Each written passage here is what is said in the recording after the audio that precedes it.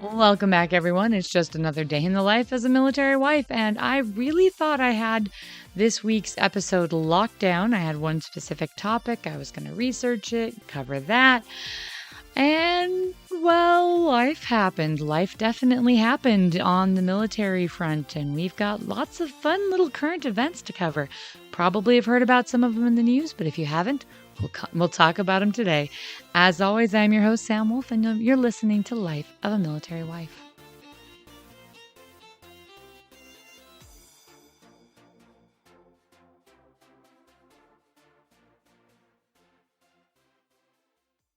Okay, so my initial game plan for this week was to talk about the Invictus Games. They just took place in Dusseldorf, Germany. They are a sports competition, predominantly international for military veterans, wounded warriors, that sort of thing. And founded by Prince Harry. There's ness with that, but wasn't going to get into that huge. But anyway, was just trying to get more information.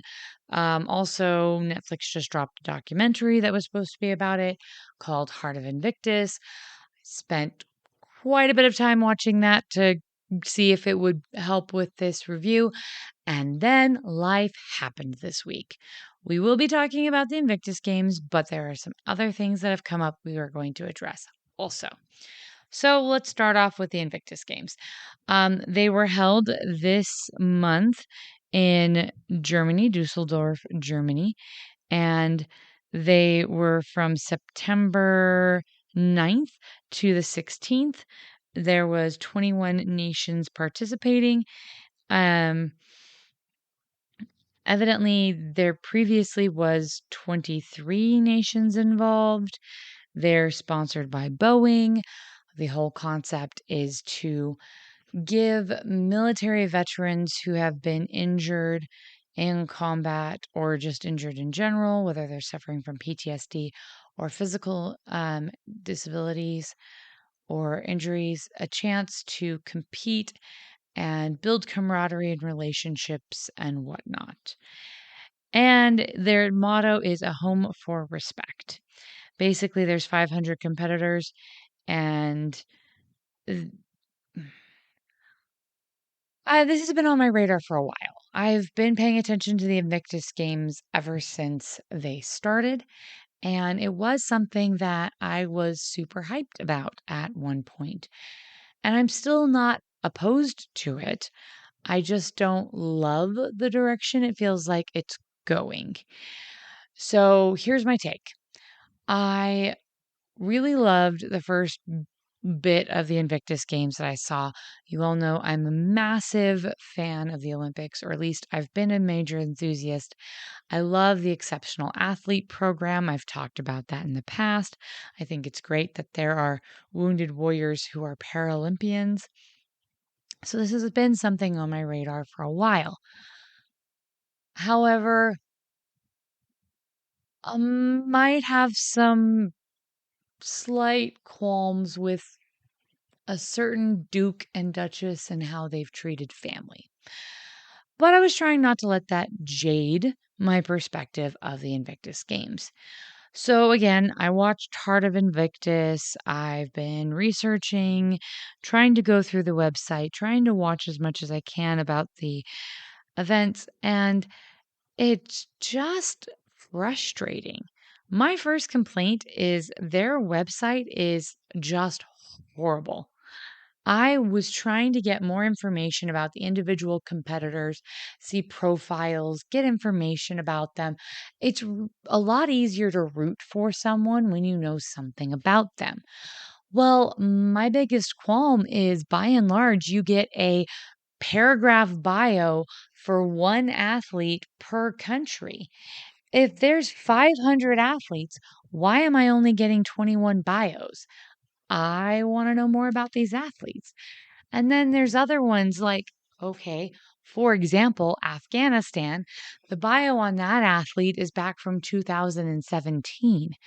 Are they still competing? Are the Taliban letting them compete? Who's competing? I'd like to know that. Ukraine. There's only one bio on the Ukraine Olympians. I'd like to know more. So I thought, okay, maybe it's just they don't have a fully fleshed out website. Kind of weird since they've been around now for pretty much a decade. So you'd think they'd have a better website, but okay, all right, let's give them a break. They made a documentary. Maybe I'll find out more about the soldiers on that. Yes and no. Honestly, the heart of Invictus was massively depressing. As a military spouse, as somebody who knows wounded warriors, as somebody who is a massive enthusiast for the Exceptional Athletes Program, I was really shocked about the way the documentary was handled. I feel like it was really bleak and depressing, and I understand that everyone's life is not hunky dory, lollipops, and rainbows all the time, but this organization is supposed to be dedicated to helping people overcome their hardships. And we saw that to an extent, but a lot of it seemed scripted, a lot of it seemed contrived. And I'm not saying that with the athletes themselves, but I just feel like there wasn't enough emphasis on the good it is doing, on the growth they're seeing, on the wonderful, happy moments. There was some of that here and there, but a lot of it, they're dealing with so much trauma. They're dealing with so much baggage. They've had it so hard. Okay, yeah, they have. And it's good to acknowledge that. But it felt like the majority of the time was spent on those things opposed to they've had it really rough. So this is why they were picked. And this is the growth. And this is the improvement we see. And this is all of the amazing wonderfulness. And at one point, Harry talks about how he's had so many people come up to him and tell him thank you for all of the good that they've seen in the transformation in their family members' lives. Okay, that's great. Why aren't we seeing those stories here? Why don't you have those wives and children and parents on here talking about that? And I've just I don't know. It was okay. It wasn't bad. It wasn't great. I feel like it could have been done better. And that's really just my whole take with the whole Invictus Games thing.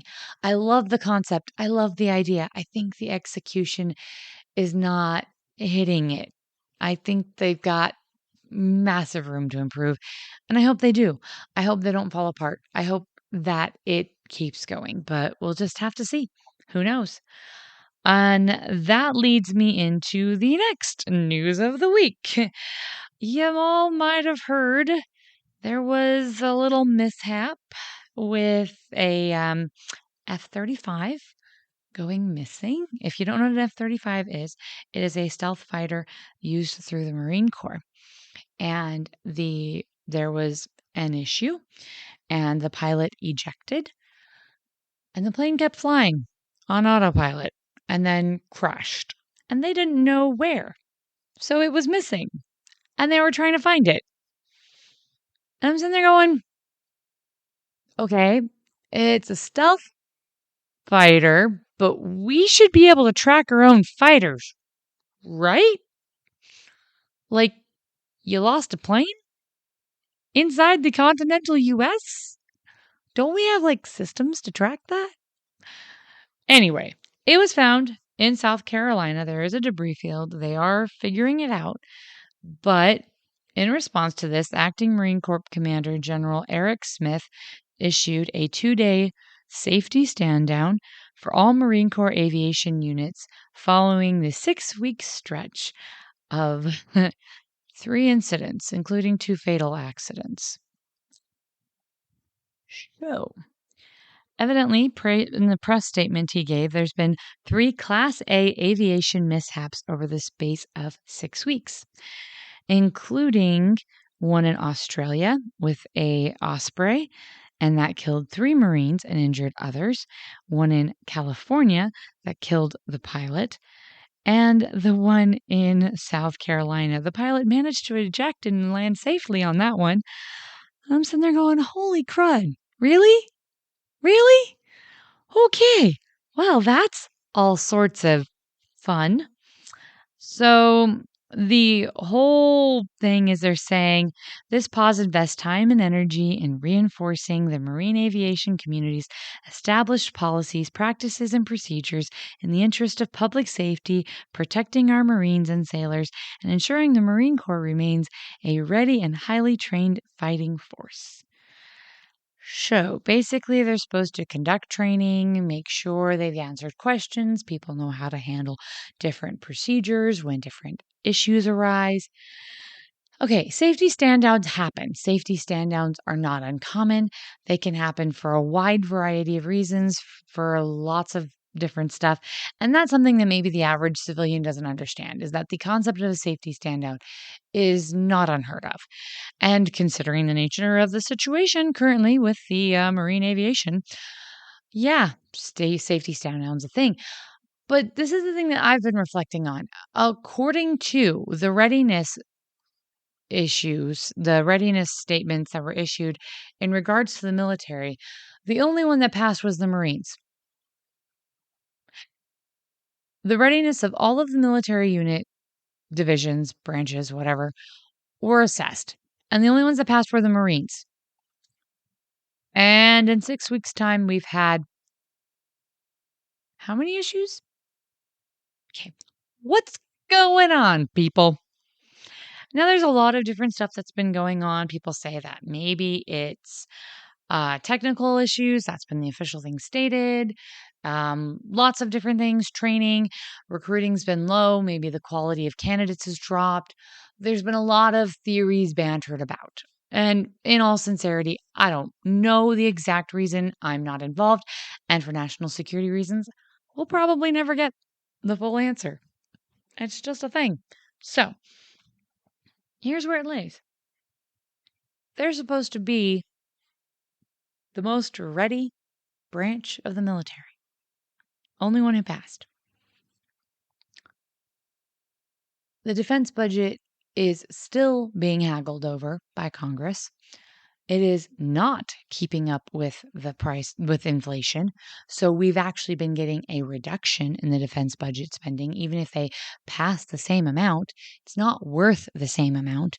So maintaining the same amount of stuff becomes impossible. So cuts have to be made. So where are we cutting corners? Is our defense really that important to us? And the next thing happens. We've been sending a lot of money to Ukraine. We've been sending a lot of money to a lot of different countries. There are certain countries, in my opinion, a little bit more deserving of defense military money. Not defense money, but military money than others. And then this week, oh, goody, goody, goody. President Biden has decided that, and I want to make sure I'm properly quoting things. President Biden has made a deal to give Iran $6 billion. Iran, who we've had sanctions on for decades because of massive terrorist activity, because they like to randomly arrest people for no reason. They are very anti the United States. They've actively tried to attack our personnel in Iraq. They've actively tried to cause issues with our personnel in Iraq. We've had to take out members of their government for terrorist activity. Yeah, we're just going to give them $6 billion now because, everything's great. Oh, wait, no, wait. There's a reason. We're giving them $6 billion in exchange for Americans. Again, you all know my take on this. You've heard me say it before. Maybe you haven't. If you're new here, maybe you haven't heard my take. I think that, yes, the United States should try to defend U.S. citizens. I also think that negotiating with terrorists is not the brightest way of doing it. I think negotiating with hostile governments by handing them a whole bunch of money or giving them back terrorists is not the best way to protect our national safety. I think there's other ways of doing this. Am I in charge of policy? No. Do I work for the State Department? No.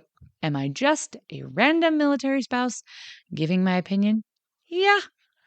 But $6 billion to Iran. Now, according to the United States, we are going to make sure that Qatar makes sure that they don't spend that money on anything we don't approve of, and that it's only going to go to humanitarian stuff. Right. Proof is in the pudding, people. Proof is in the pudding. The United States is not very good at making sure that the money we give countries is spent the way we want it to be spent. In fact, there has been many situations in which it has not been spent the way we want to have it spent. And right after that was all stated, the Iranian president, Raisi, explained that Iran can spend that $6 billion in assets that the administration has unfrozen. Now, granted, the $6 billion was Iranian money that we were holding on to. So it's not money coming from the taxpayers. And that it does need to be clarified because there are people who are saying this is taxpayer money. But that that they're basically saying they can use it however they want. Anthony Blinken, Secretary of State, says that it has to be approved and that we're going to make sure it's only spent the way we want it to be spent, yada, yada, yada. However, Raisi has contradicted these claims during its interview with NBC, saying, "What are your expectations of the use? We are told that the it's for humanitarian purposes only, food, medicine. Do you believe you have the right to use the money in any way you see fit?" Raisi responds, "This money belongs to the Islamic Republic of Iran, and naturally the Islamic Republic of Iran will decide to spend it wherever we need it. How to spend our money, of course, is under the authority of the Islamic Republic of Iran."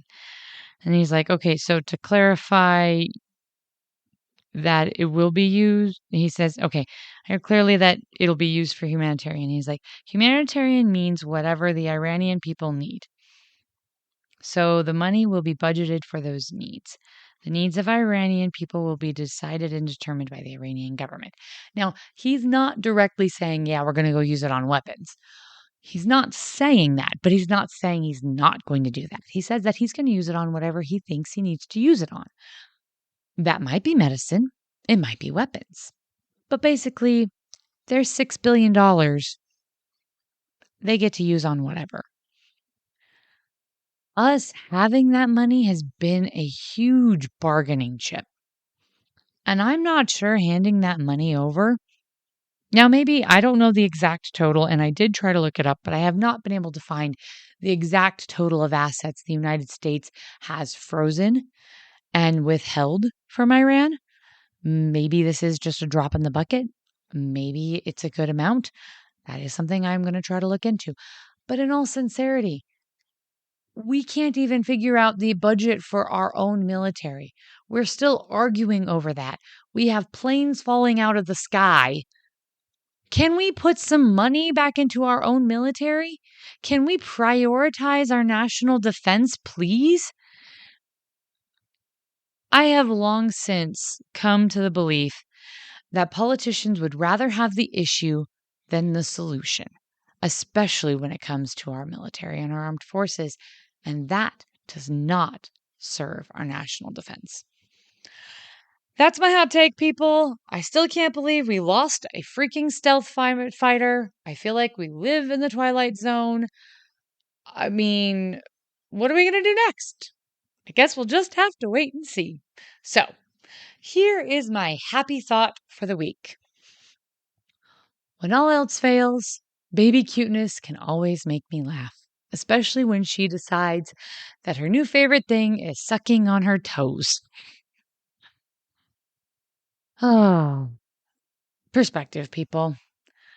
I can't change Congress, but at least, hopefully, the more informed we are, we can hopefully find better representatives for ourselves in Congress. So, my request, be an informed voter. I'm not going to tell you how to vote.